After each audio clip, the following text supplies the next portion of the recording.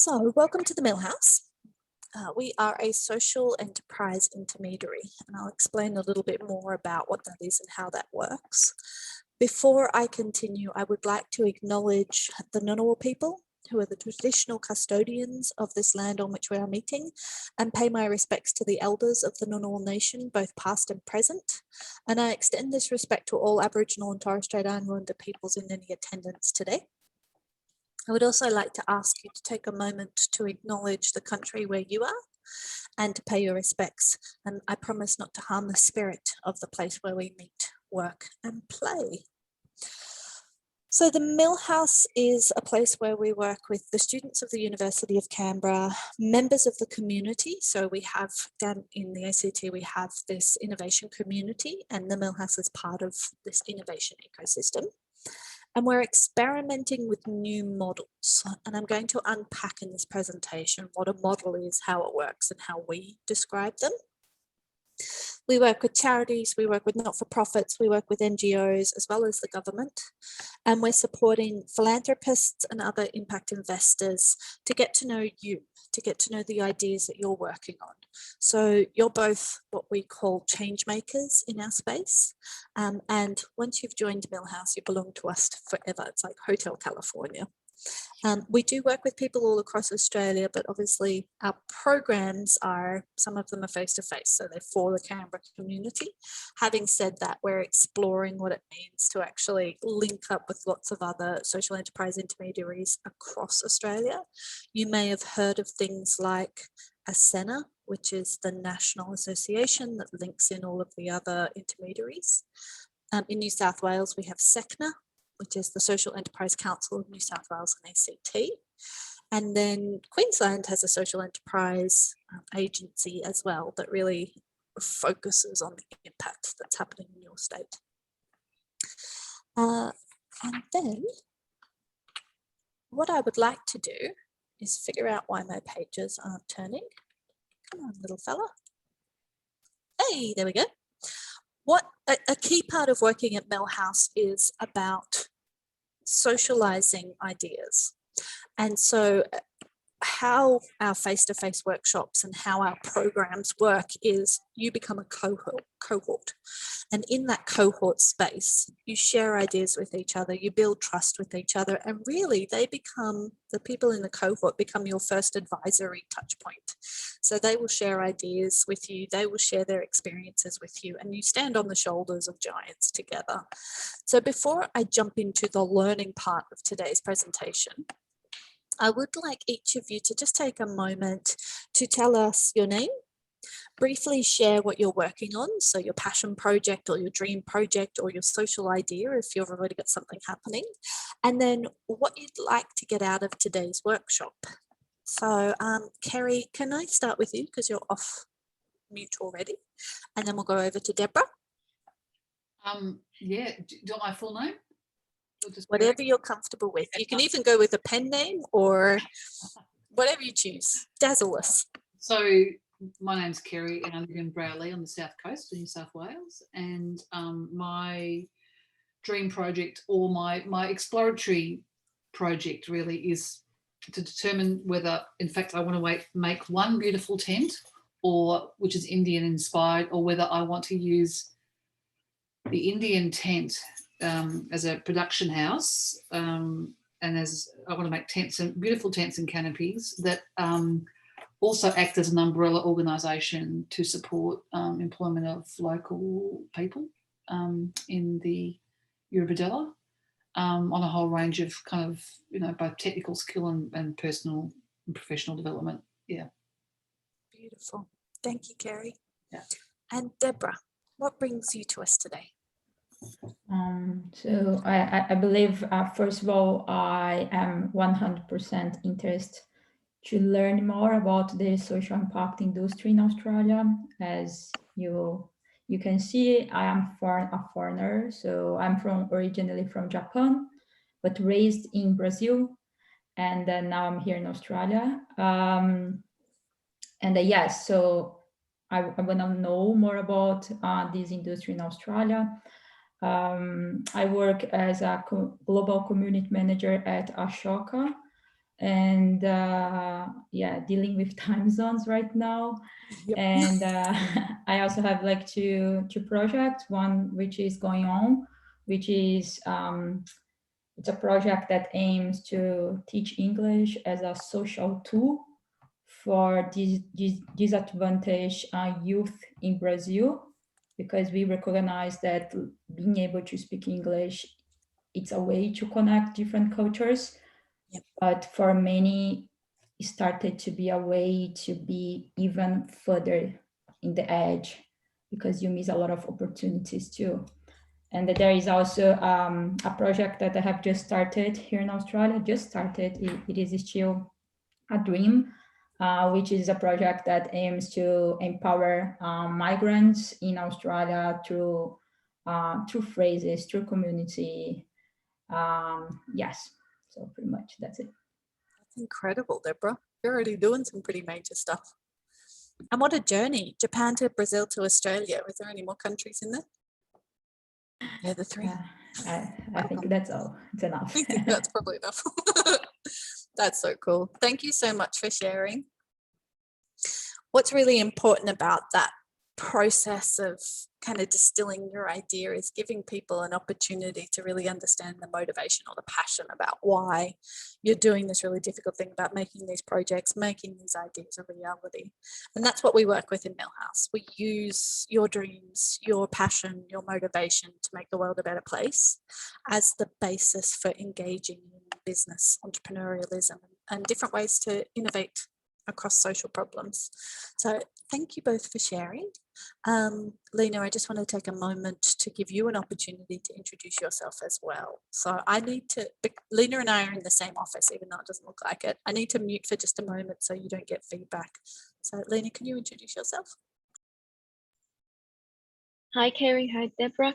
I'm a program manager at the Millhouse Ventures, and I run an internship program for University of Canberra students to work with social entrepreneurs to deliver specific parcels of work. And we also run a class that we could teach to actually raise awareness around the impact social entrepreneurs can have and how this way of trading can be further explored later on. So trying to get some ambassadors for the sector. Lena is also an absolute gun at project planning and project management, and is just one of the most intelligent young women I've had the opportunity to work with. So thanks, Lena. And I love embarrassing her, so watch out for that. So I'm going to hide everybody's faces so I can see things here. I want to share a little bit about how we work. So I mentioned this terminology around social enterprise intermediary. That's just a fancy way of saying that we link up different connections, different relationships in an ecosystem. And that ecosystem is really defined by who wants to be involved. It's an incredibly inclusive space in the social enterprise sector. So by that I mean different venture types, those charities, those not-for-profits, those startups, those really established businesses that are looking to pivot into that space, and then all of the pieces that plug in around that ecosystem. So it's about linking information, linking relationships, and linking opportunities back to your dream, how you want to actually express and explore changing the world. We're connecting trade to impact. So our learning programs take you through the journey of figuring out how you make money and how you create social change. And then we're supporting social innovators to use entrepreneurialism. So that's just a fancy way of saying change makers need additional support or a different type of framework to penetrate the making money conversation.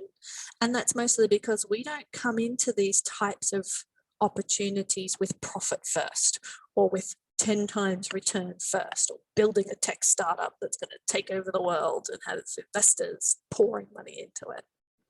We're using our entrepreneurialism for a very different focus, and that is to make a difference.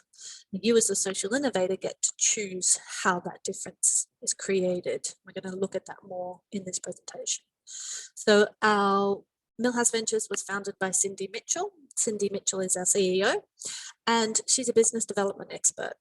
She's public policy analyst. She's a social entrepreneur. She's also doing her PhD. So superwoman. It was really around committing to creating that space for people who care about social impact and people who really want to radically transform innovation ecosystems using this thing called social enterprise.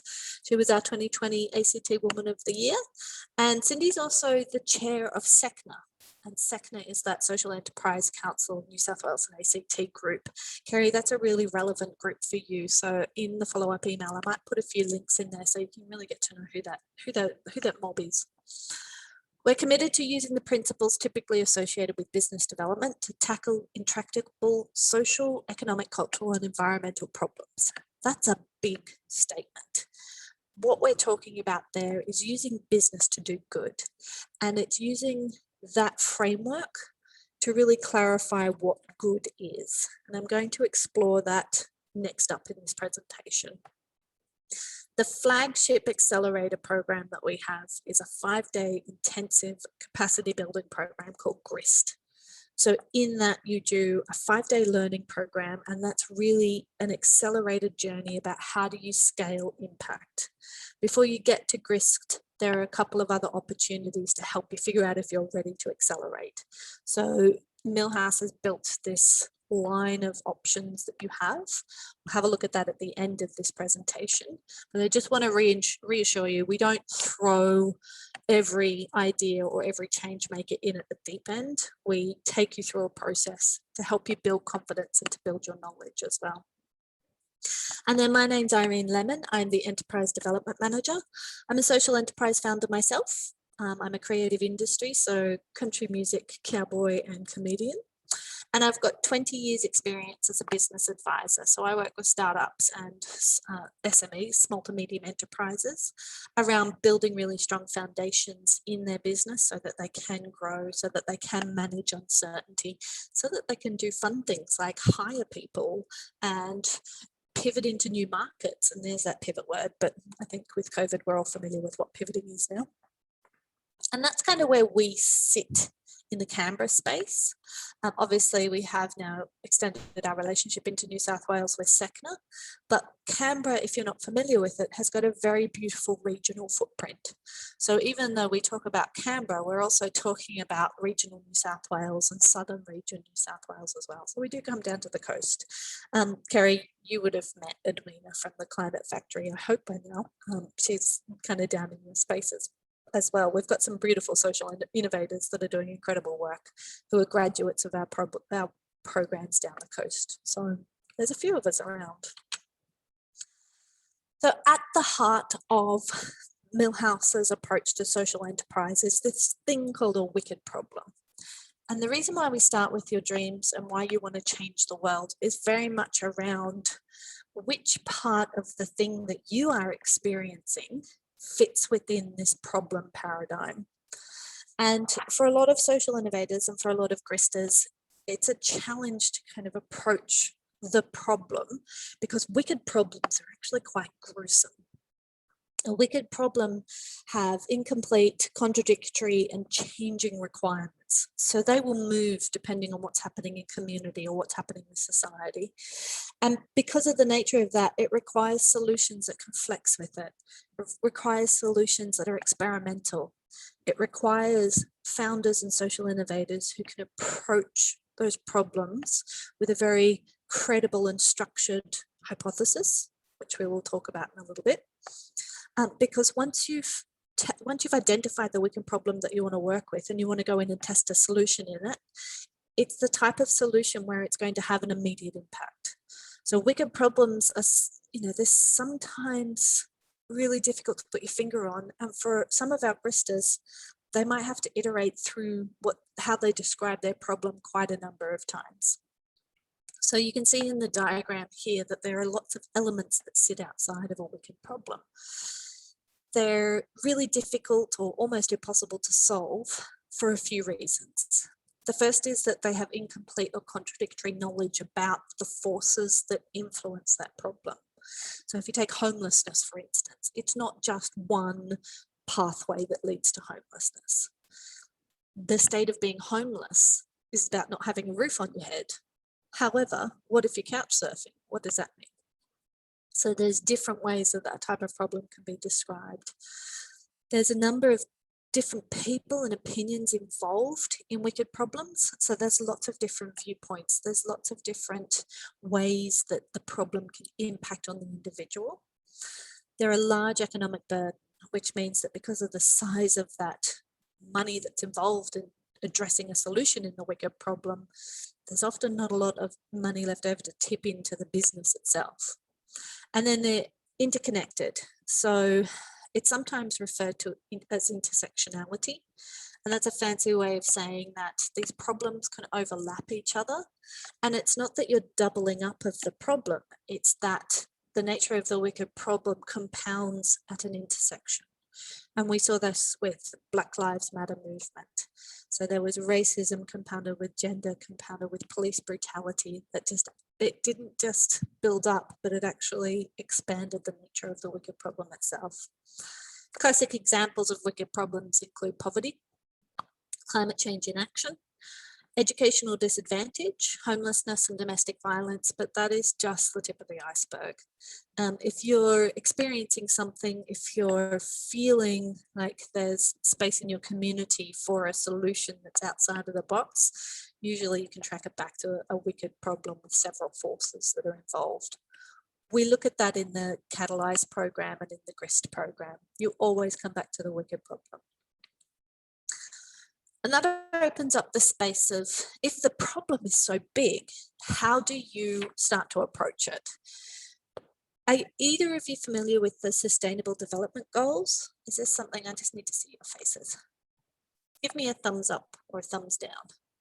All right, we got one thumbs up and one thumbs down. So the Sustainable Development Goals are a UN-led, a United Nations-led initiative to focus on wicked problems across the globe, and a visual way of representing, they used to be called the Millennial Goals, but a visual way of representing how people can approach making change for some of the really big global wicked problems. And you can bring down some of these focus areas right down into local communities. I encourage you to go and sit in the Sustainable Development Goals website. We'll include that as the package of the follow-up. My social enterprise sits in the gender equality goal. And the way that I have approached the wicked problems that sit with gender inequality around opportunities for women and girls, my social enterprise focuses on Indigenous women and Indigenous girls in the music industry. And we use the knowledge and the structures around how those problems are described from the UN Sustainable Development Goals as a way to help people hook into some of the broader solutions or some of the broader statistics that affect the way the forces move around women and girls in this particular sector or this particular community space where I work. They're a really profound way of having a look at the interconnectedness of how our sector works, and also they're visual. So oftentimes in the social enterprise world, the more you can relate to pictures or visual representations of things, the quicker it is to share the information that you need to share, rather than getting stuck in 60-page business plans or stuck in really confusing, compounding ways of addressing the problem. They're also a really powerful mechanism to understand how the money works around some of these kind of big issues that can be tackled. So often with Sustainable Development Goals, there will be funding mechanisms or government flows of money or grants and things. And you can kind of look at that as a way of understanding how social innovation works and how there's a possibility for looking for startup funding or seed capital and things like that. I also quite like the simplicity of the approach of the Sustainable Development Goals, because when you start working on one wicked problem, just as I mentioned before, the way that they overlap, you'll start to uncover so many more wicked problems. So when you're looking at the Sustainable Development Goals, when you're looking at the wicked problems, there's a really beautiful opportunity for you to start seeing how social innovation works and where you can actually choose your own adventure with some of this change-making initiatives. So within the Sustainable Development Goals, they're bringing together humanitarian aid, direct emergency relief, activism, research, and social entrepreneurship. So this is the part in the Introduction to Community Social Enterprise where we start to break down some of the ways you can actively create change and make a difference in some of these wicked problems. And you'll notice social entrepreneurship has got that cute little star on it, the asterisk. That's where Millhouse focuses our energy. So for humanitarian aid, for direct emergency relief, that's really about what's happening in the charity sector. That's really about going to the pointy end and using donations and kind of getting in there and putting impact in place. Activism and research is very much around understanding social innovation and how the body of research can really help drive change through knowledge development and standing up for different ways of working. Social entrepreneurship is what we're going to explore here in this presentation. If you're interested in the other areas, let us know when you receive your follow-up email and we can kind of put you in touch with the right people to kind of keep you going on those journeys as well. That's our intermediary focus. So who is a social entrepreneur? This is a really important piece to tackle as part of the way that you identify how you want to use entrepreneurship or how you might want to address a wicked problem. So we are individuals who are working on pressing social and environmental challenges. While some solutions are market-based, so they use trading, they're not driven by economic profit. So the motivation that helped me to start my social innovation was not about giving myself a great wage or $100,000 or paying off my house in 5 years. It was about, I need to find a viable and sustainable way to keep making a change for the women and girls that I care about. And I'm going to use a business to help me to do that. It's about making a positive impact on the world. And that always has to stay true to the way that you're making decisions about what products and services you want to bring in. And for the most part, they might run a for-profit business. That's what we call a social enterprise. Or they might look for other ways to organize what they're doing, how those interventions work. That could be associations, unincorporated or incorporated associations, foundations and movements. Social entrepreneurs work across all of those different spaces. So fingers crossed this will work. Please let me know if you can't see this video. I'm going to play us a YouTube's thing. because I'm great with the technologies. All right.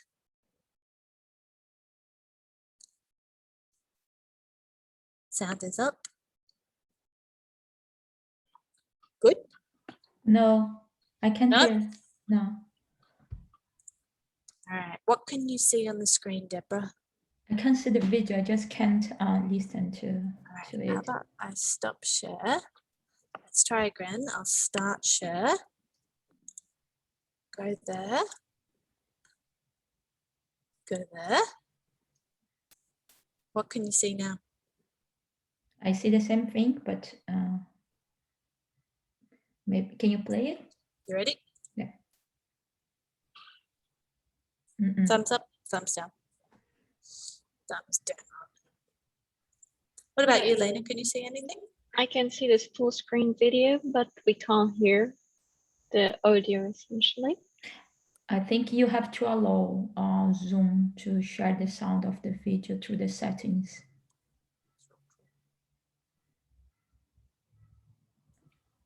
What is my best way of tackling this problem, my beautiful Lena? I'm not too sure how to authorize. It might just be the Zoom functionality, as Deborah said. I can share the video. Mine it's okay if you want to, if it helps, of course. You will. I'm going to find the link and put it in the chat. So I want to go there. Look at me doing technology and stuff. Woohoo. Ah, stop. Yes. Ta-da! You guys get to see into the back scary working world of Millhouse now. Woohoo!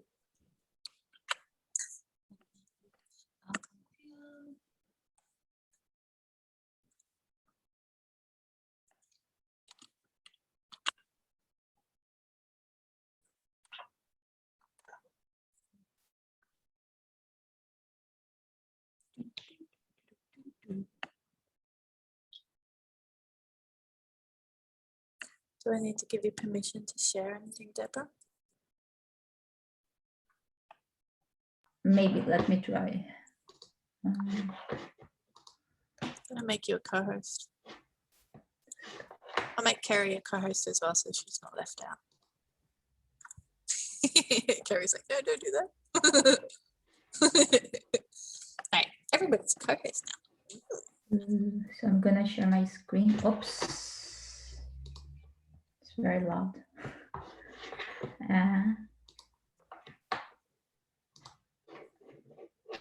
Cool. Handing over responsibility. Ah, it works. Can you see my screen? I can see your screen. Yeah, okay. He looks happy. This part was quiet. I remember that.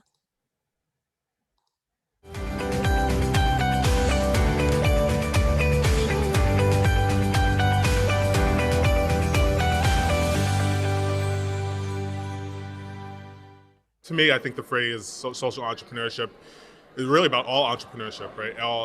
Every company, every organization, every NGO has an impact on people. And this community, I think, is just saying that that impact is just as important as making money.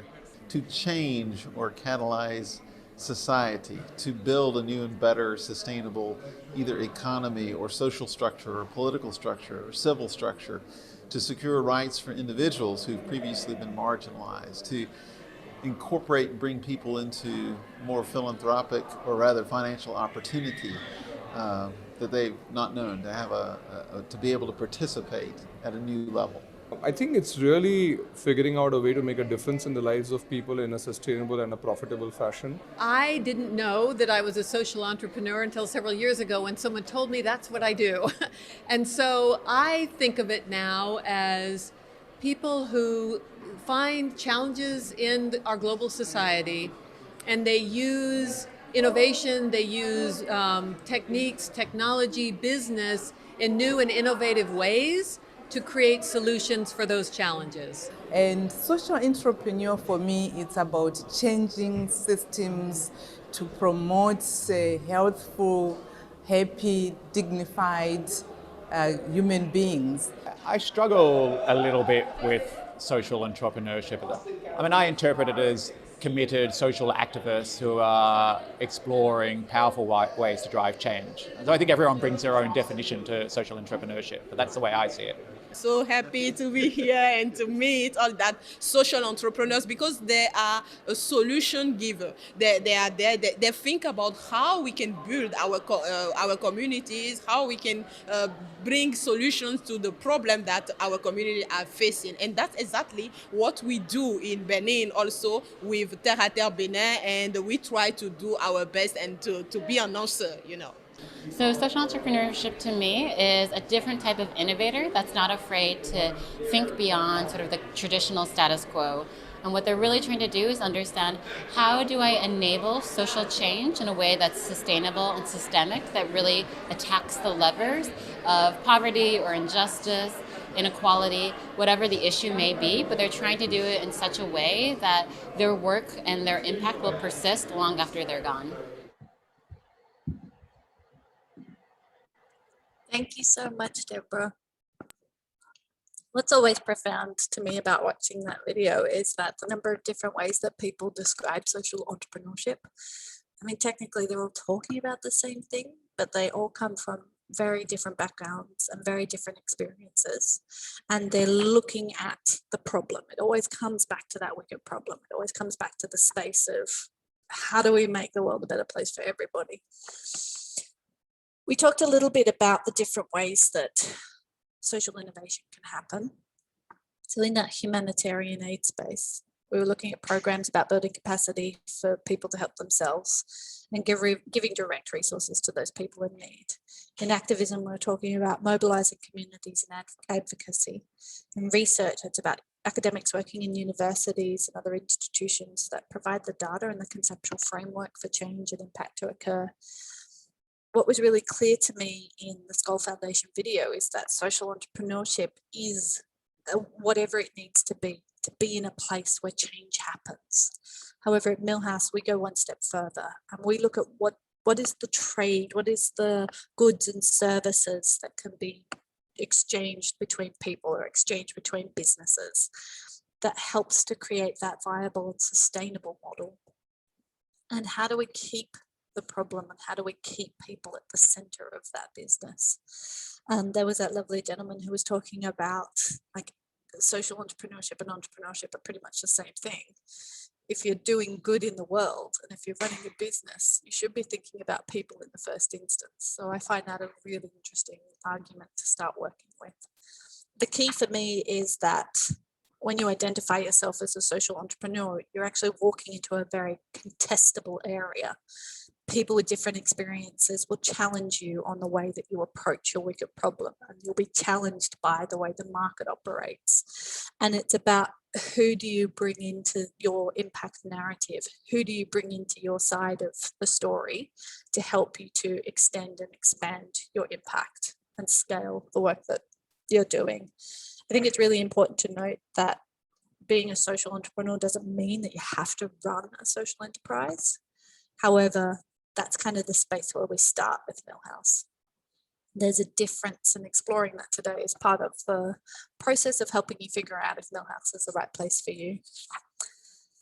There's, going back to my little shared screen now. Where did you go, buddy?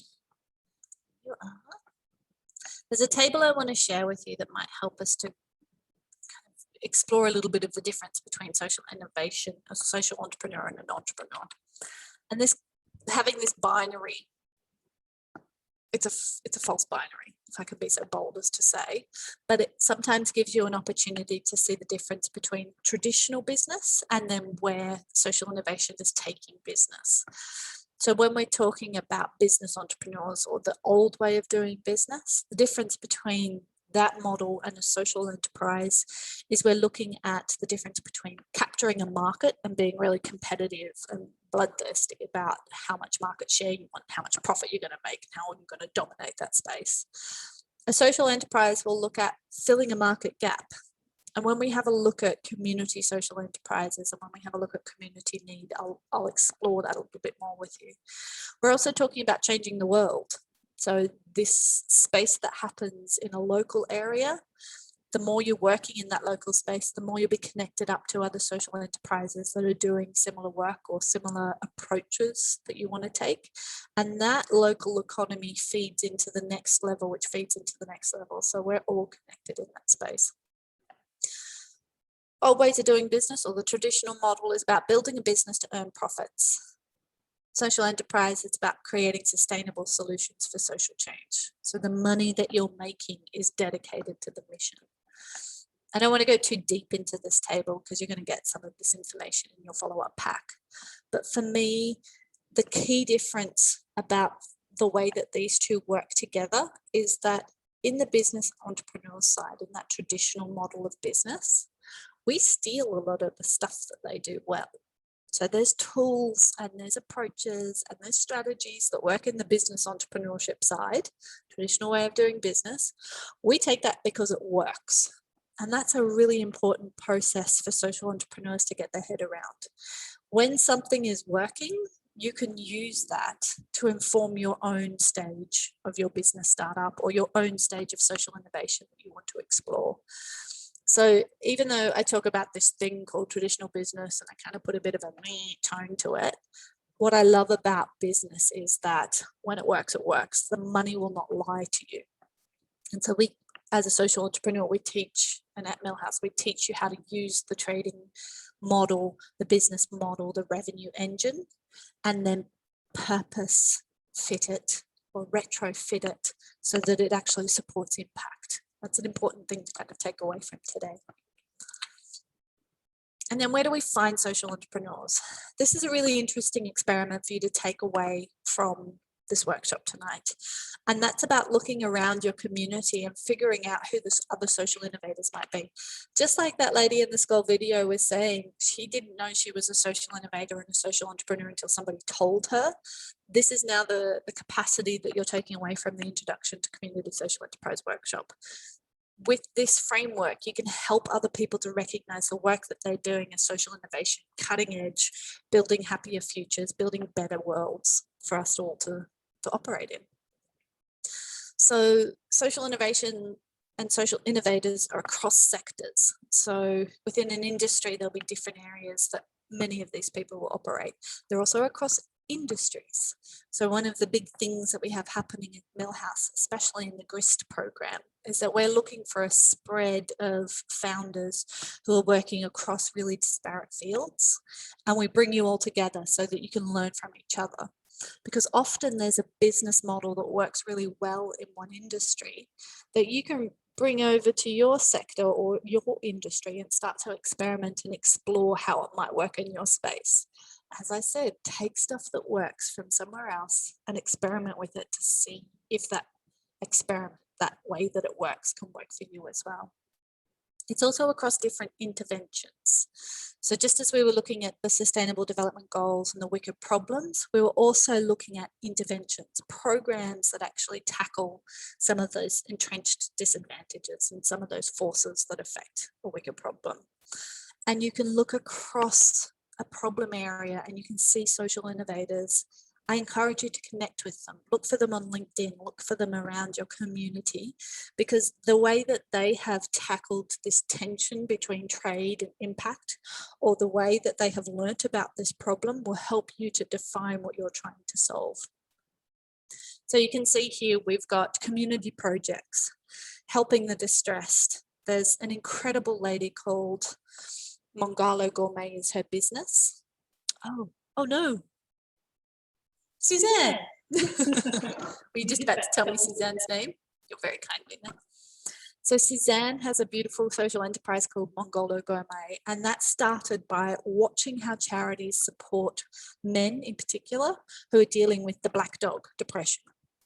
And so she volunteered through her church and learnt what was working, how men responded to programs. And then when she moved away from Melbourne and came up to Canberra, she brought the learning with her and started a social enterprise. It's called the Wagging Tail, it's called the Wagging Tail. It's a not-for-profit entity, and the profits from her Mongolo Gourmet farm actually help to sustain Wagging Tails. It's quite a beautiful hybrid way of creating impact. There's a number of places where social entrepreneurs exist. For us, we are looking for for-profit social enterprise. So these are businesses that are trading services and goods, products, to help to build a business that is then leveraged into impact. Beautiful. So what exactly am I talking about here? So a social enterprise is the type of venture that has a clear and primary social, environmental, or cultural mission. It's set out in their governing documents. And this is an important thing to sit on. Governing documents, does that ring any bells with anybody? Bit of a shrug. They're things like a constitution. So businesses for profit, PTY Ltd, they have a constitution. Governing documents in a not-for-profit, a certificate of incorporation, which is matched by constitution. So within those governing documents, it very explicitly states what impact, what mission, why this business exists. And then that becomes the core for how the trade decisions are made. The decisions that you make to design the model, the business model, are spelled out in those governing documents. They're really quite, I mean, they're a bit dull because some of it's in legal speak, but they're really quite important to help you prove the basic claim that you are operating for a for-purpose mission. They're generating revenue, they're making money through trade activities. So they're selling goods and services, or goods or services. But there is an expectation that you are engaging in a market and you have something of value that somebody is going to pay for. We see profit as the means. So yes, we want to be profitable. We are for-profit social enterprises, but the making money part is not the end goal. The making money part is just the metric by which we can determine how much we want to invest in our impact, or how much we are able to invest in our impact. They're also really transparent about how they operate and the impact they make. And that is an exclusive impost or an additional cost to running a social enterprise that in all normal business, traditional business does not have. That transparency, the effort that it takes to go in and measure your impact, that is open to the public. People can see it. Your beneficiaries, your funding bodies, your customers can intimately assess, does my dollar that I am giving to you for this cup of coffee actually make a difference? At Millhouse, we teach you how to do this in Grist, and it's about creating impact reports. It's about sharing the story and being able to nail your numbers.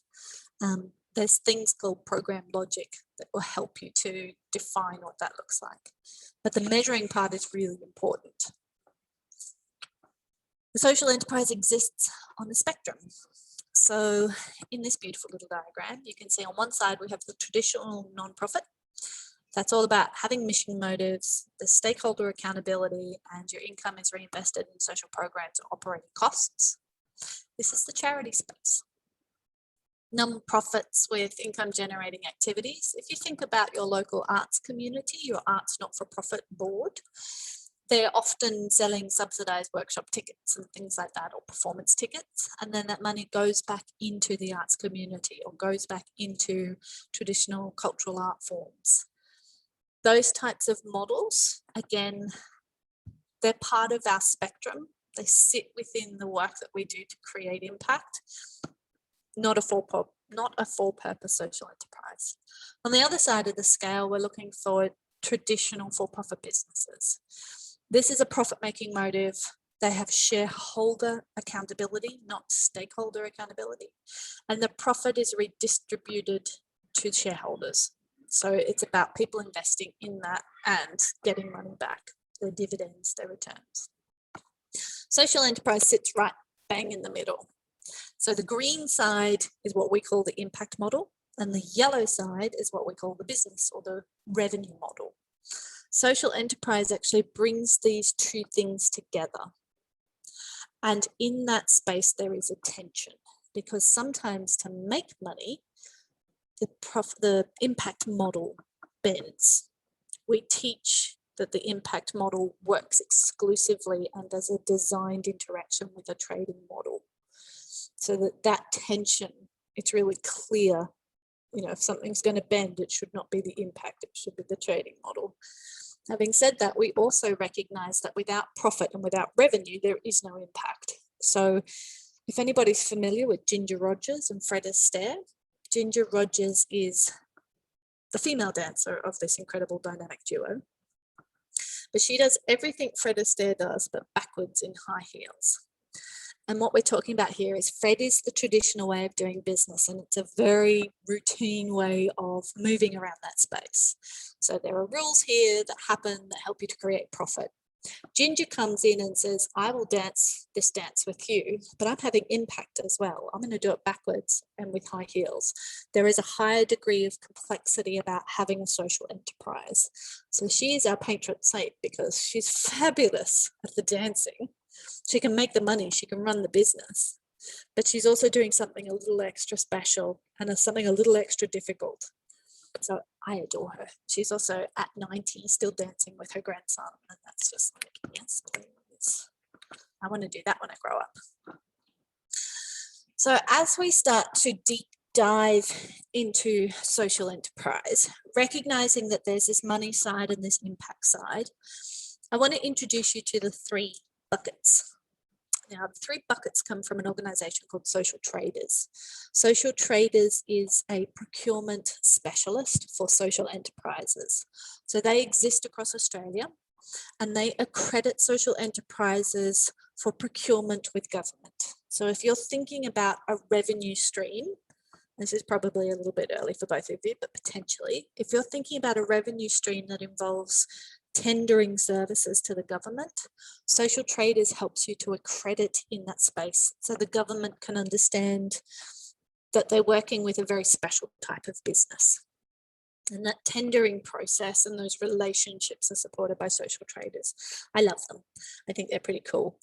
They've also kind of let us license a lot of their content, which is good. So this comes from that world. And the three buckets talk about the motivation behind why somebody wants to tackle a wicked problem. And we teach the 3 buckets as a way of helping you to start. And we kind of explore what that means. But before I go too much further, I do want to deep dive on what the 3 buckets are. So we have employment. There's an employment and training for marginalised group bucket. There is the community need bucket, and that's about products and services in direct response to what the community doesn't have. And then there's the profit redistribution bucket. And that's about making lots and lots of money and giving it to groups or social impact projects or charities that need the support. So the first one is the employment bucket.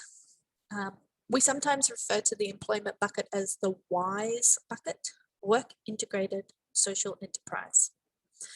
And the example I want to share with you is a beautiful company called Soft Landing. So they're a mattress recycling social enterprise. They're really powerful. And in that space, there are people who are long-term unemployed, people who have come from prisons, people who are struggling with barriers to meaningful employment, who need training and support.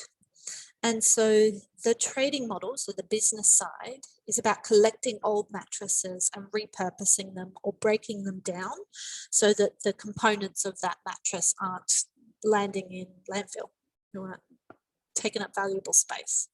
There's bits and pieces in mattresses that can be used and used and used and used. And then on the impact side, it's about giving people skills, opportunities, and a work experience, paid or work experience not paid, so that they can learn valuable skills, connect with a workplace that gives them dignity and an opportunity to then take the next step. There's an employment program, and then once they finish that employment program, they can either look for another job because they're work ready and they have the skills, or there's a pathway through Soft Landing to help them extend their skills, stay connected to the community. They divert waste mattresses from landfill and recover those components for recycling and reuse. They're currently employing about 72 staff. 75% of those staff are from this very important phrase called the beneficiary group. So this is a group of people who are intimately connected to the social enterprise in a very special way. They have lived experience of the wicked problem that you're seeking to address. And it's important to have those people as part of a work integrated social enterprise, because if you're just giving jobs to everybody, you're basically just a business. The impact is in the opportunity to tackle the barriers to employment that these beneficiaries are experiencing. There's a couple of other really interesting figures here. I'm going to make sure they're in your follow-up email. But what really blew my mind about this is that incredible dignified workplaces with vulnerable people, and they're building communities around that. And then this business model that really focuses on mattresses and being able to reuse and recycle them. They've diverted nearly 500 tons of foam and over 300 tons of timber back into the economy from mattresses. And that surprised the heck out of me. I had no idea that stuff was in a mattress. I thought it was just a fluffy thing. No, Soft Landings is having multiple impacts, which is very exciting. The second bucket is the community need bucket, and that's about the 2 and 5 fresh food shop. So what happened in this community was that all of the supermarkets pulled out. There wasn't enough money being made. So IGA left, Coles left, Woolies left. There was nothing there, no fresh fruit and vegetables. So the community came together and recognized there was a gap. And they started working with local people, local farmers, local hobby farmers, local vegetable growers, backyard growers, all of those types of opportunities where food comes from. And they started exploring how they can build out diversity in their food offerings, creating hampers. And as the co-op came together, as the fresh food shop came together, it became really clear that the community was relying on this space as more than just a place to come and get fresh food and veg, but as an opportunity to start creating jobs. So they started bringing in long-term unemployed to create the hampers, to man the shop. They started to build relationships with other suppliers who, perhaps the tomatoes had an extra dimply bit on them, or perhaps the bananas bent the wrong way, or the cherry tomatoes weren't the right size, or the strawberries had an extra dot on them, or who knows. The the weird fruits and vegetables that supermarkets didn't want to engage with. They started bringing those products in and kind of bringing them there available for the community. Then they started these cooking programs. So the impact itself responded to what the community was looking for. What was key to this model was that the community was active in the decisions around the business. So it's a community need social enterprise responding to what the community actually needs. There were some incredible people working in that space who really honoured the voices of engagement and consultation and built this business, and people paid for the opportunity to buy products and services, and they felt ownership of it. They had pickling classes, they had jam making classes, they showed people what to do with food. The impact of that created food security for this community. And of course, once they got it up and running, the supermarket started sniffing around again. Which sometimes happens, but competition is a good thing. You like competition. The third bucket is the profit redistribution bucket. Who has seen Thank You? Thumbs up. Yeah, we're pretty familiar with this one. So the profits of Thank You, 100% of the profits of their bottled water went to water sanitation programs. And that was operating in third world countries. They partnered with an impact partner. So these were charities that were going into communities and creating these water sources for those vulnerable communities. And Thank You funded that work. You were able to take a scan of the barcode and you could see which well in which community. There was a massive impact partner discussion about making sure that those wells were sustainable and viable. So consumers were saying, if we're going to throw money at this, then we need to know that it's not just going to be a well sunk in a community and that's it. We want to know that that's a well that's going to change lives. The challenge with Thank You, and they discovered this completely, I guess by accident or completely in addition to the work that they were trying to do, the impact they were trying to create, was if they're donating 100% of their profits into this, what do they have left over to reinvest? So they started to explore, and this is a new term, they started to explore hybridity. They started to explore different revenue streams.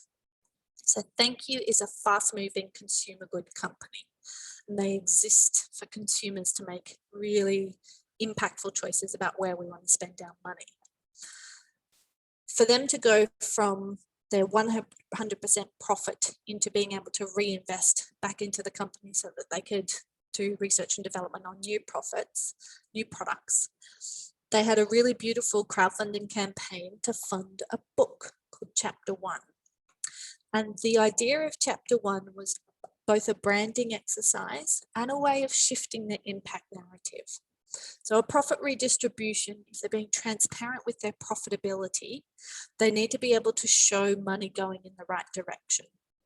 And what Thank You realized was that if they're going to take this 100% profit narrative and change it, they had to respect the community who had been paying for these products and help them, us, understand the journey that they were on. So the book is called Chapter 1. I encourage you to read it because it explains how they went from a 100% profit redistribution company to a portion of their profits going towards impact.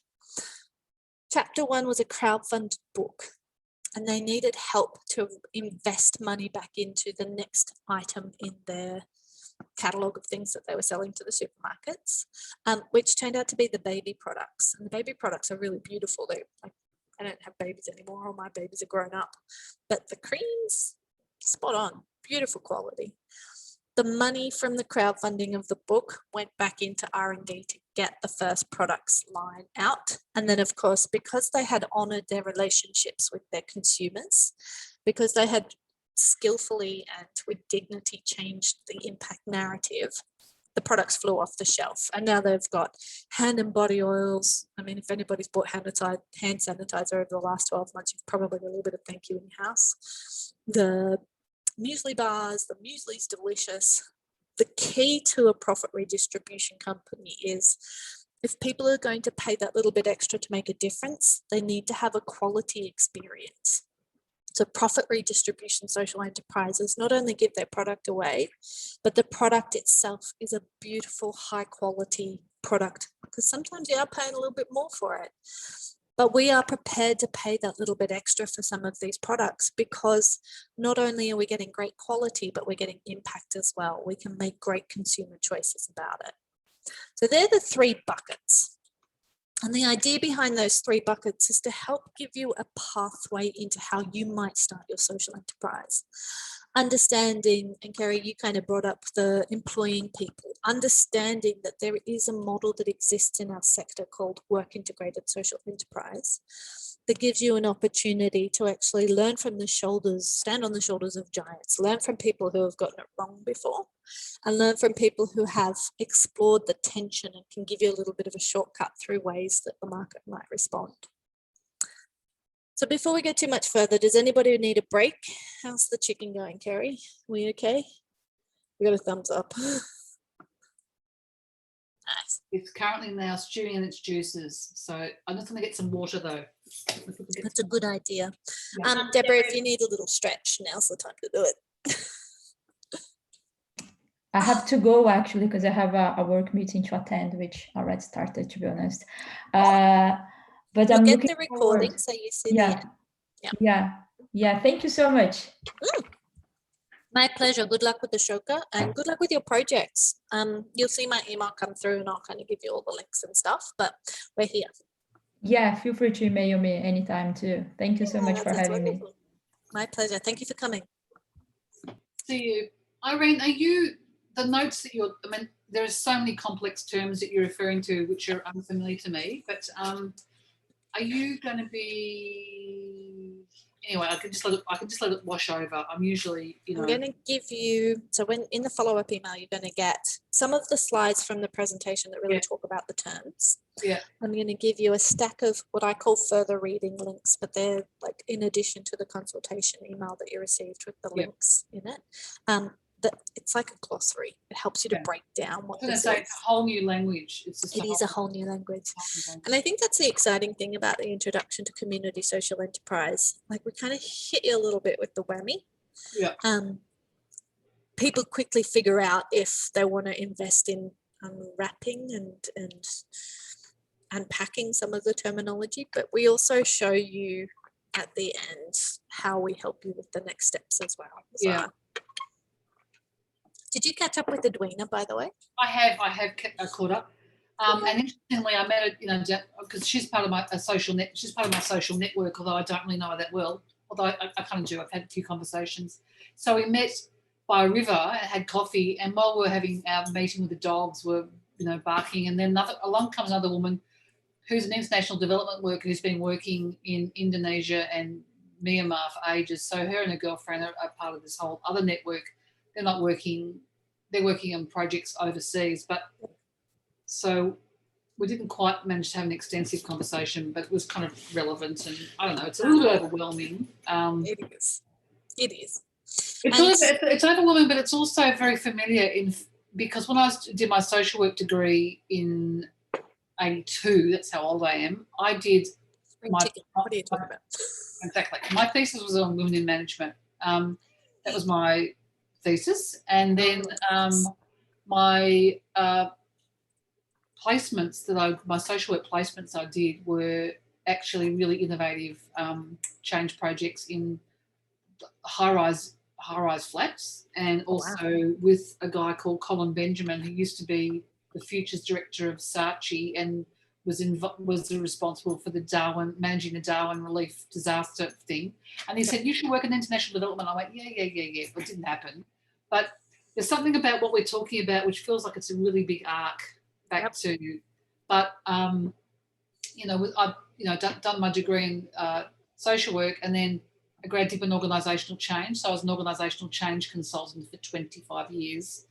Now I'm working as a psychotherapist, but I'm also doing textile design. So I don't know whether it's too much at this stage of my life to really contemplate something really big, or whether I just want to, piss fart around doing small things. But every time I love the intersectionality of people and ideas, and it's really exciting. So I don't know. And I think that often happens with Millhouse. I mean, Lena would have experienced this as well. People often come in with how do I do this idea in their brain. Yeah. And then in that experience, we kind of lay out the pathway of how some people have done this in the past. Yeah. And in that conversation, you're able to judge where your energy level is at and where your capacity is at. Yeah.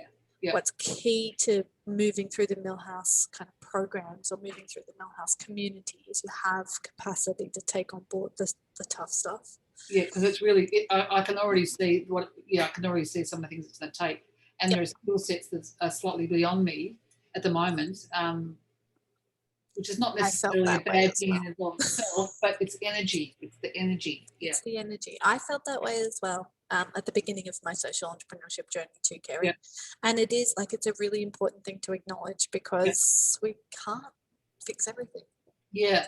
I sort of think, God, I wish I'd known this 20 years ago. That's why I just go, God. Yeah. Me too. Yeah. I feel you, sister.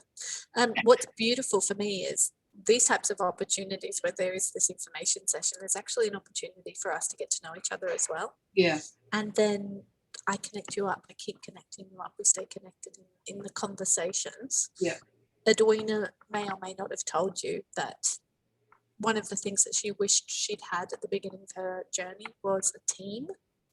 And then how do you find that team? How do you work with that team? How do you pay for that team? Those kinds of things. Yeah. And it could be that you're on the same kind of pathway, and that's okay. Yeah. If you've got the right language, or if you've got an awareness that there is a different language for you to explore, then the team will evolve as your energy shifts and as your attention shifts. I mean, what's interesting is that I'm used to designing large-scale innovative change programs in organisations and systems that go over a long period of time, and I'm bringing people together, both either bringing people together as part of a consulting team or designing programs where, people and ideas. Having a product that I love is a different thing. That's a whole different thing, let alone employing people.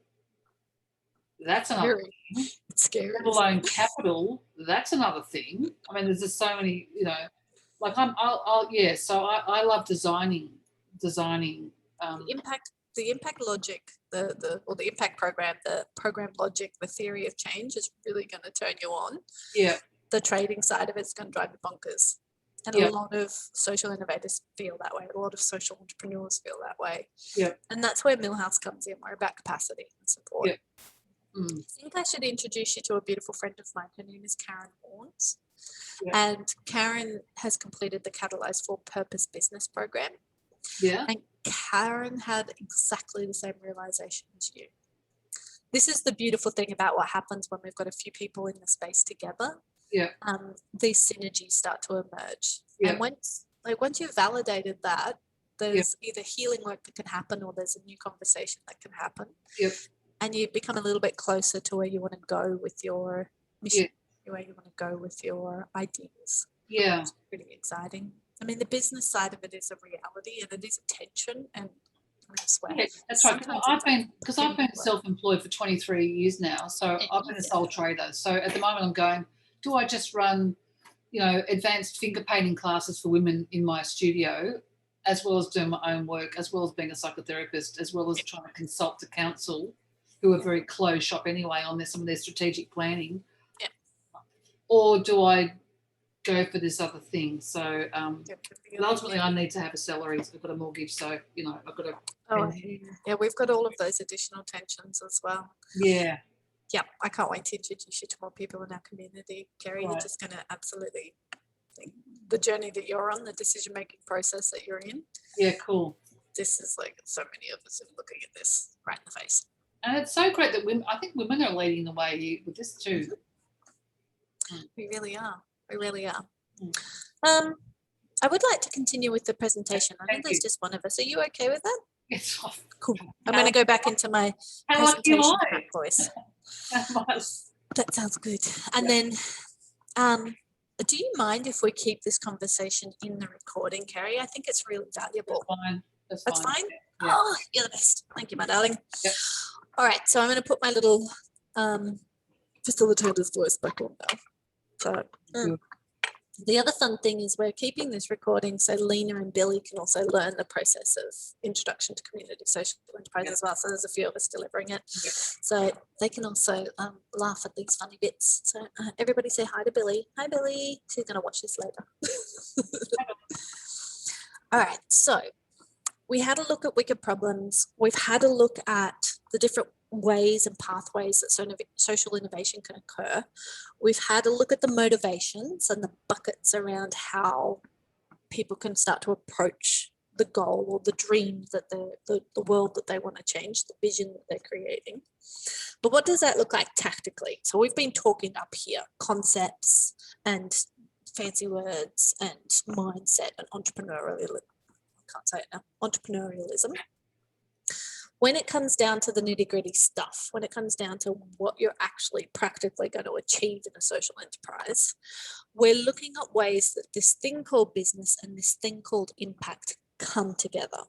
And we often use these circles in Millhouse to talk about the models, because they're like these weird little squishy things that can be inside and outside of each other. There are some models of social enterprise where the impact is here and the business is here. So I'm talking about profit redistribution. The business is making a profit, which is then tipped into the impact. But the business can only function if it cares about the impact. So they exist together, but the way that these two circles move around each other is different. Community need, the circles become more like this. So the products and services exist to serve the impact. And they kind of sitting around this space in a very intimate way. The work integrated social enterprise might look more like these two circles, or the two circles you see on the screen. So they become more of a Venn diagram. There's a separate area that's the business, and then there's this area that's the impact. And they meet somewhat in the middle. So the example I want to share with you is a beautiful social enterprise called Grind to Ground, run by Lisa Pizzato. And Lisa has been focused on the impact, getting the impact right, working with people who are long-term unemployed or who are NDIS recipients, and working on a not-for-profit model that helps to really kind of test the waters and make an impact while the business is establishing itself. So the business is a soil improvement product. It's called Grounded, which I just think is such a beautiful name. It takes coffee grinds from retail cafes and sawdust from CIT, which is the Canberra version of TAFE, Canberra Institute of Technology. They have a woodworking room and they have lots of sawdust. So putting those two things together has this beautiful 5-kilo Hessian bag product that can go into Canberra gardens, and it helps to enrich the soil. So it brings aeration in, it brings these beautiful qualities in that makes the soil beautiful and rich, and plants love it. I love coffee, so it makes perfect sense to me. The business side is still establishing itself. So at the moment, she's just at a couple of markets. The bags sell for $10. They gifted the Hessian bags to pack it in because that's part of the impact. Lisa's goal is to pay employees, but at the moment she can't afford it because the business is not established and it's not making enough money to pay wages. So the NDIS is supporting the impact model, and CIT is hosting the business, so they're not paying all of these overheads. And the impact model is really starting to clarify and solidify. And then through the GRIST program and through the Catalyze for Purpose business program, Lisa is exploring together how these two things are going to come together. And as a work integrated social enterprise, she's now exploring, well, who can help me to scale the trade? What kind of advice or support do I need to bring in to help me figure out the money side and the business side so I can start paying people? I can start paying my vulnerable employees. I can start paying the people who've been volunteering with me. It also means Lisa can start thinking about employing herself.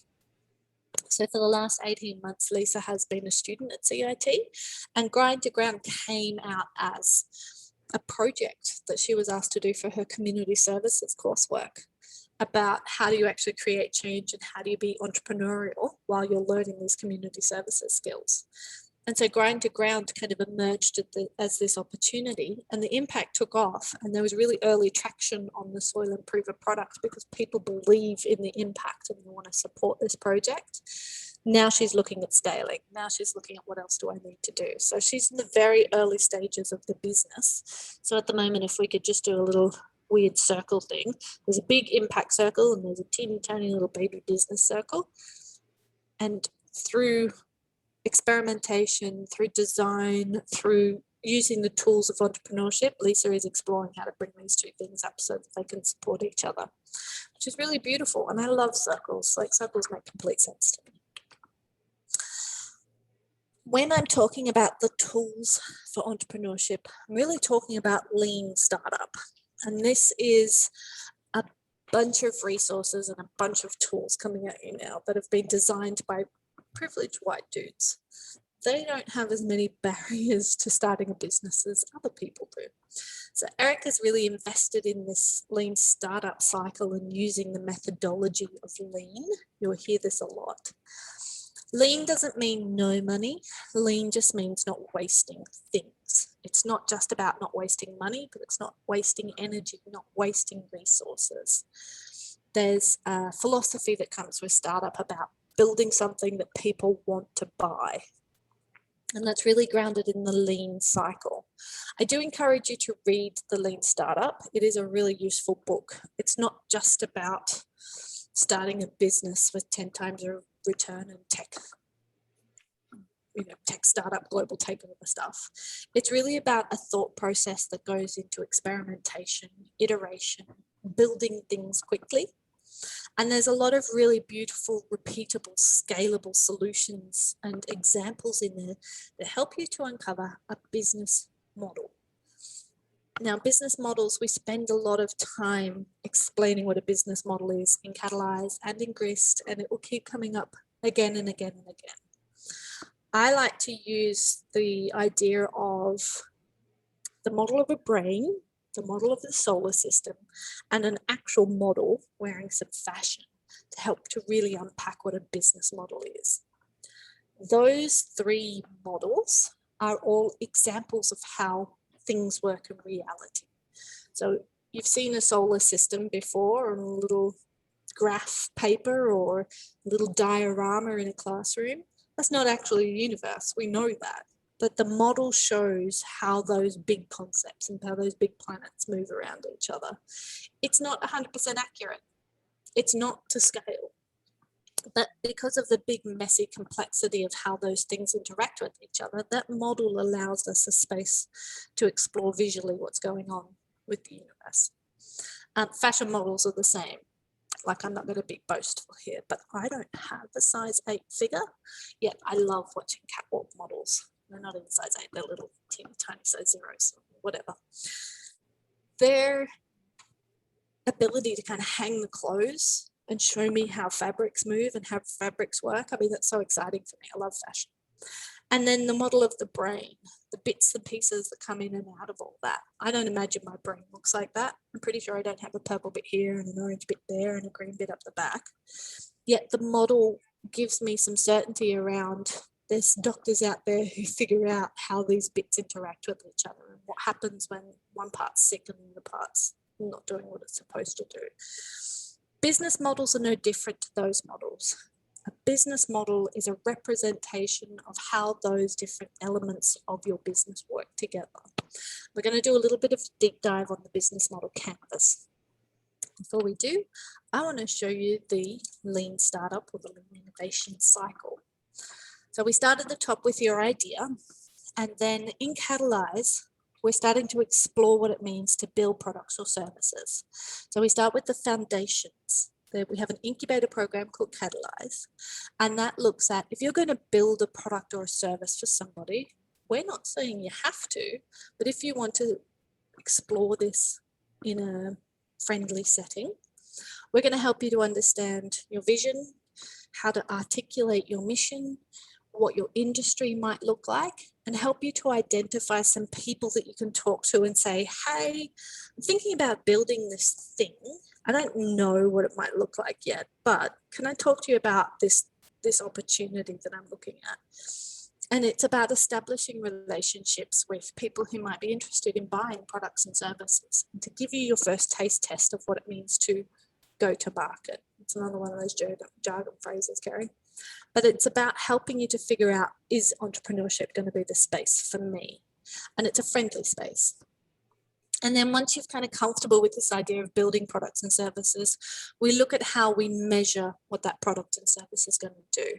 For a social enterprise, that also means measuring the impact. So it's not just about how people respond to the product, but it's how people are responding to the impact and the change that you want to make. Lean startup is all about learning. So this circle, this perseverance or pivot cycle that we're looking at here, it's all about how do you actually document the learning process so that you can iterate. So the skills we teach in the GRIST program is all about how do you keep learning or changing or gathering data to help you make the next decision. Because a business is not an overnight success. You don't just wake up and think of a product and people buy thousands of it. A business is just a way of exploring trade, and it has very defined pieces in it, elements of the business. If we have a look at this hideous-looking thing, is it easier if I move this down the bottom? Does that help a little bit? Yeah, it's just very small writing. It is very small writing. I'll see if I can point it out as best as I can. Yeah. So this is a business model canvas. And as I was talking about the models that represent the visual ways that elements come together and relationships happen, how things move around each other, the business model canvas tackles the 9 essential areas of a business that help you to figure out what data you need to gather in order to build a business model or a trading revenue engine. A bit more jargon there, but we can break that down. Yeah. So in this business model canvas, from left to right, does that work? Yep. My left, my left, that way. We're looking at key partners. Next to key partners is key activities and key resources. In the center up the top is value proposition, customer relationships and channels, and then the last box is customer segments. Now, the way that those two things operate on the page, well, there's more than two there, but the way those two areas operate on the page from the center of the value proposition talks about the insides and the outsides of your business. So everything to the left of value propositions, key activities, key resources, and key partners, it's about the inside of your business. Customer relationships, channels, and customer segments is about the outside of your business. So that's the place where you touch the market. Underneath those areas are cost structures and revenue streams. And that's about how much money you spend. And you obviously spend money on the inside bits.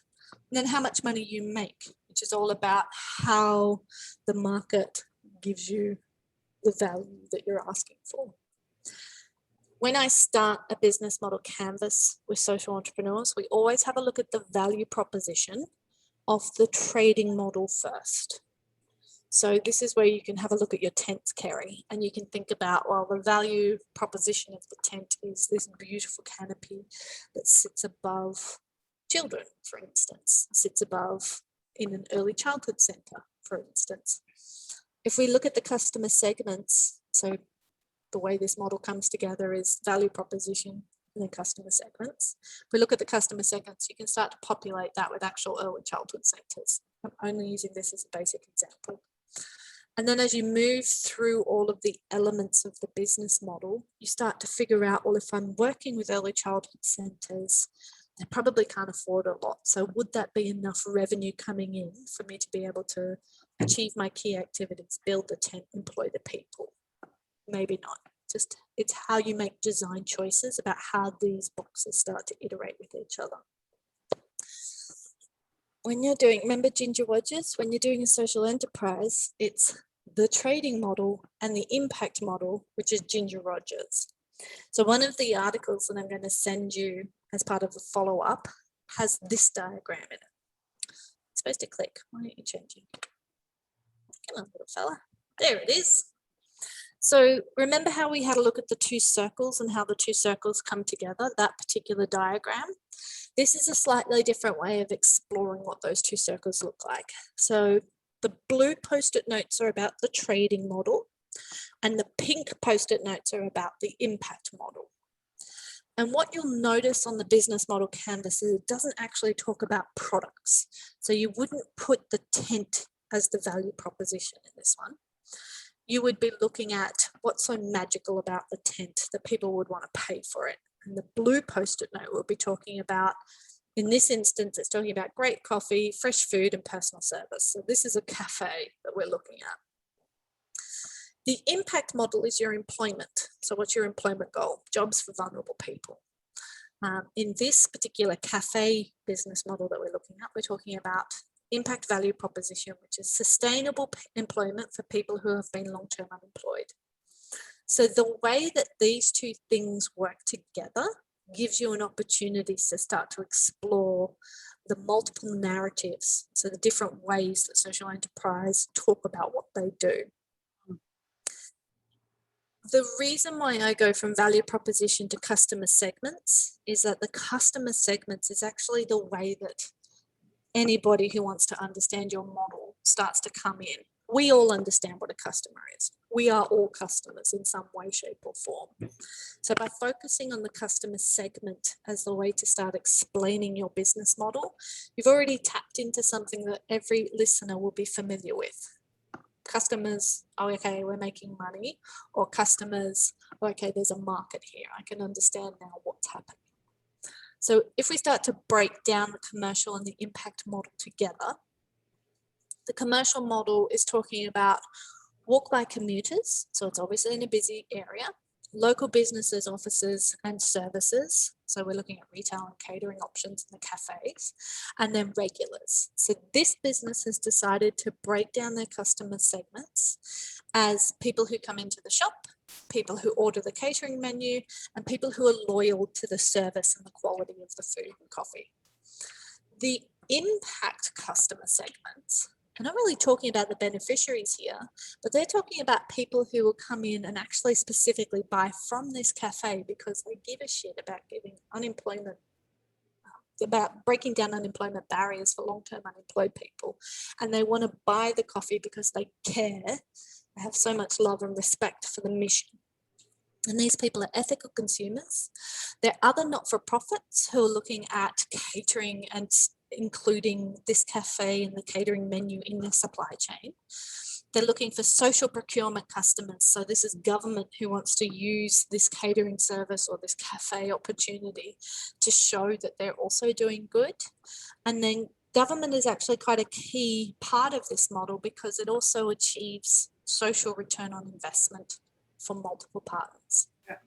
So the customer segment is always focused on who is going to pay. And then as you start to move through, you can start to see how these different boxes and how these design choices for this social enterprise have been thought out and tested. So customer relationships are about personalized service, repeat customs, loyalty, and having long-term relationships. The impact customer relationship is about personalized service, repeat custom, loyalty, and long-term impact customers. So it's about being able to tell the story of a person who came in who hadn't had a job for 20 years and got trained up in hospitality and have really achieved some beautiful successes in the business. And then they went to the bank and got a home loan. Because they have a job, they now have a secure housing and an opportunity to participate in the economic life and work-related benefits that we all have. The channels by which the customer relationships are occurring are through high traffic near public transport. So maybe they're at the edge of a train station. Word of mouth is a really important channel for this social enterprise. And they've got the acronym here, WWW, which is the World Wide Web or the internet. Being able to use their website in a really effective way to make sure that the catering experience is simple and streamlined. The impact channels are about social enterprise networks and directories. So this is why I say to you, look around your community and see who the other social innovators are. You will find them in these spaces. And then social procurement directory speaks to that social traders opportunity. So if this is about procuring and there's a revenue stream that's in there, then that's where you got to be. That's the choices you're making about your channels.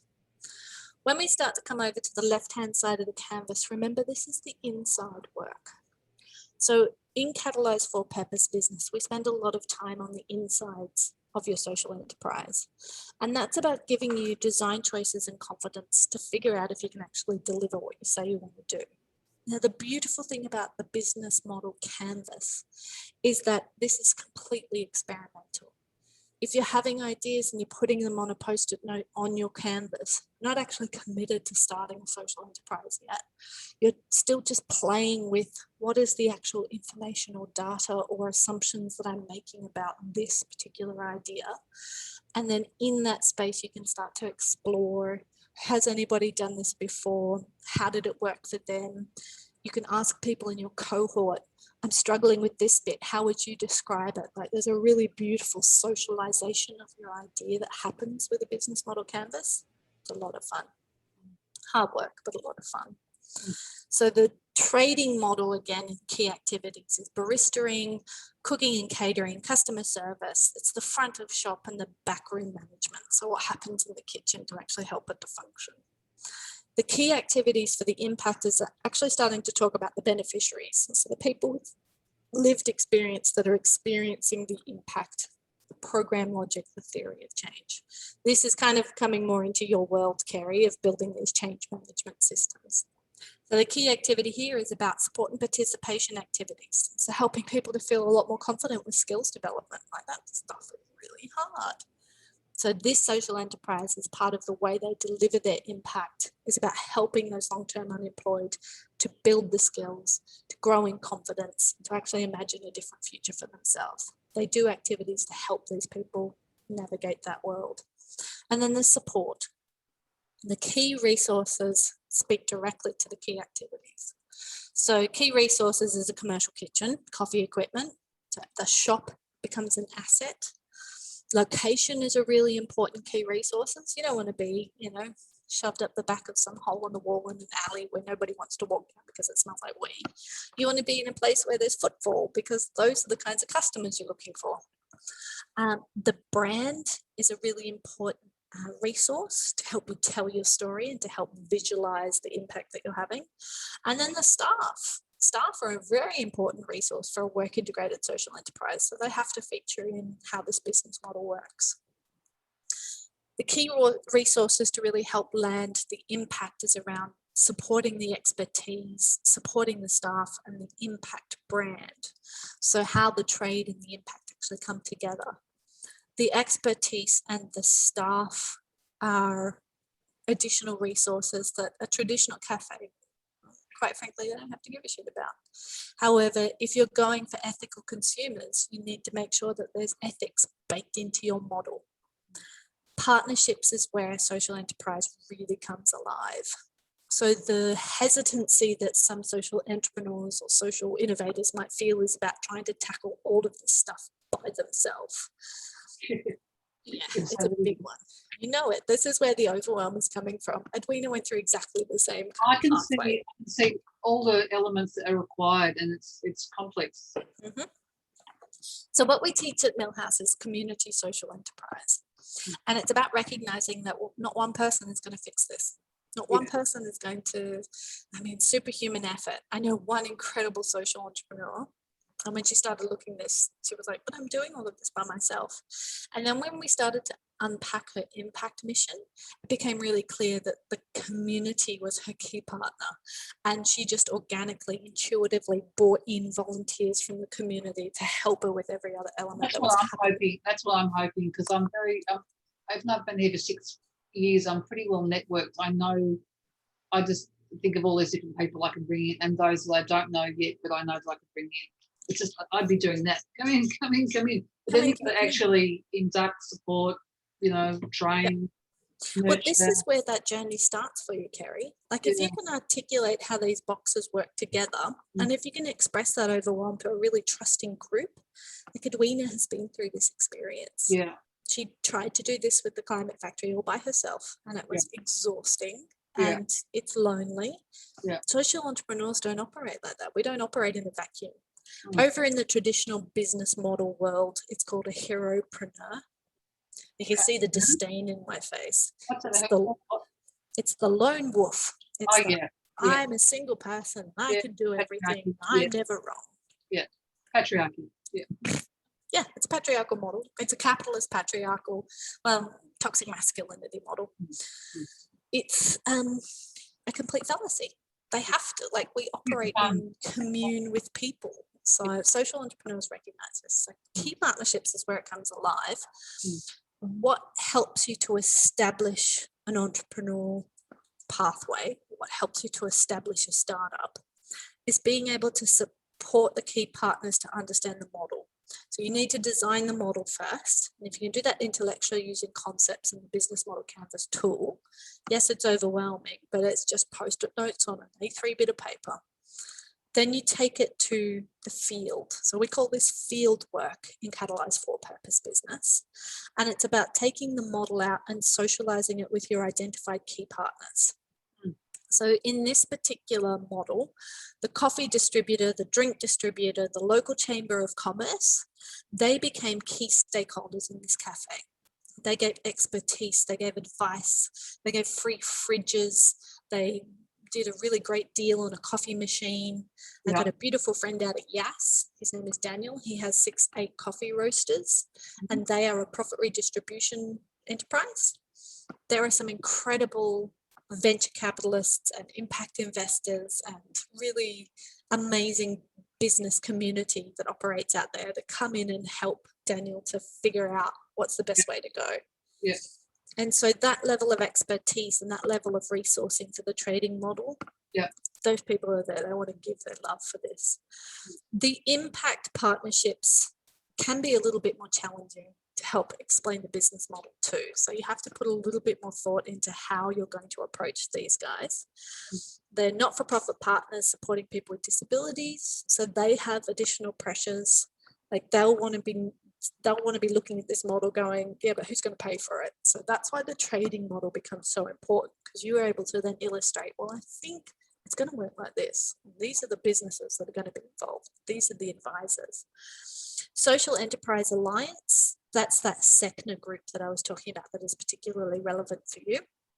And, you know, those types of communities, they have invested relationships in making impact happen, and they start to lift the lid on the secret stuff that happens in our economies that many other people don't really get their eyes into.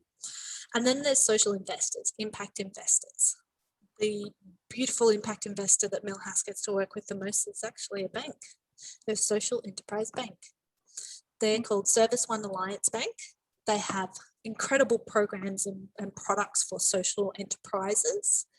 And they also have a loan scheme. So you start looking at things like debt equity and stuff like that. And obviously, they're not going to give money to every single change maker that has a great idea. They want to see a business model. They want to see validation. They want to see customers. But they're the kinds of partnerships that you can start to explore when you are by yourself and you're trying to get this stuff happening. And then underpinning the whole model, so those 8 boxes, I'm so good with the maths. Those 8 boxes are totally supported by how money goes in, revenue streams, and how money comes out. What's really beautiful about a social enterprise is you are not just beholden to profit from products and services. We have hybridity. We have a hybrid revenue model because you have this thing called impact, and that impact has costs. There is an impost in your business for you to operate for good. And that opens you up to a whole range of other opportunities. So that beautiful soul entrepreneur that I was talking about before, well, she has this incredible arts community that absolutely adores what she does. And sometimes they don't even go to the show. They will just donate ticket prices. They will just give her money. They will donate through her Square or through her website so that she can continue her mission. She's opened up streaming opportunities with her website. She's opened up all of these other different ways that people can support the business through crowdfunding, through donations, through volunteering. And she's really looking at how does this hybridity help me to sustain my impact. In that process, it's generating more word of mouth, so more people keep coming to her shows. I mean, obviously COVID's getting in the way of that a little bit, but that's part of the deal. That's part of the way every business has to deal with that. For this particular enterprise, they are looking at revenue streams that are about retail sales and catering sales. Straight up, no need to overcomplicate the trading model with this one. We're going to make shit, people are going to buy shit. The impact is very much around participation and support funding. So this is speaking to the NDIS model. The individuals that are now funded with their NDIS participation money, they actually are customers as part of this social enterprise. So yes, there's going to be some people working, but the working component and the wage that they earn is also supported by the NDI support worker, which the individual pays for. So that is part of the revenue stream for this social enterprise. And that is how we track transparency. Yeah. There's also training funding. So there's government relationships, procurement, there's budget relief when you start working with training organisations who are focused on long-term unemployed or people on a disability. And then there's donations. When we had a look at the spectrum and we saw the mission motive, those charities and those trading not-for-profits, they also have mechanisms that allow them to bring in donations. And that's about the community giving a shit, basically. It's probably getting a little bit late in the afternoon. I should stop swearing. Sorry about that. Oh, okay. All good. Over in the cost structure, and when we look at money in Catalyse and when we look at the money stuff in GRIST, I always start with how much is everything going to cost. So these guys are looking at inventory, equipment, utility, staff, insurance, and compliance costs. You'll notice in the business model canvas, it's just the big headings, what those cost centers are, what those budget line items might be. And that gives somebody looking at this model the confidence to know that they believe you know what you're talking about. You can see that this business needs investment. You can see that this business has resources and activities, and you understand that the money coming in needs to support what we need to buy in order to make this work. And then the cost structures for the impact is about your program logic. It's about what do you need to spend the money on. So support and participation costs of the staff, of productivity, of training, of work, the readiness cost. So sometimes that's called a startup cost, but that's also about preparing people who are not quite ready to come into the workplace. And then the impact assessment costs. If you've got an impact investor looking at your model, or if you've got a community group that are interested in this, this is the key for them to see where they fit in your picture. Impact assessment costs are very much around transparency. And understanding that the story you're telling is not a story that ends when the dollar is exchanged, but the story needs to be told about how a life is changed. And that's pretty much a business model canvas. That is how this circle and this circle can relate in this particular model. Wow. The challenge that happens with any social enterprise and indeed any business is that there is no silver bullet for this work. You have to invest in making design choices. And depending on your preference for working, I'm an extrovert. I get my energy from those around me. So I really enjoy this process. Yeah. There are other ways that you kind of can approach a design choice process where you can sit quietly with your idea and just take it out to people when you're ready to see the individual components. But the more you walk down the social enterprise pathway, the closer you will get to markets and getting to people and customers. So the more confidence you can bring into how you explain this to people, it's as simple as doing it that way, putting post-it notes up on a canvas and just talking people through the flow of how these come together. And this is what we do in Catalyse. This is kind of the whole point of being able to bring your ideas in with your post-it notes and being able to tell the story of, I think my trading model is going to be this, I need my impact model to be that. And you get to that point and people can come in and ask you questions about it.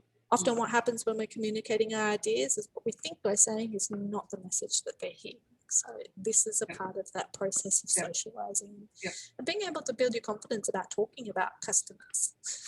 It's fun. Yeah. Well, I've done it again. What's that? I pressed the button and nothing happened. So here is what Millhouse calls a pathway, our learning opportunities.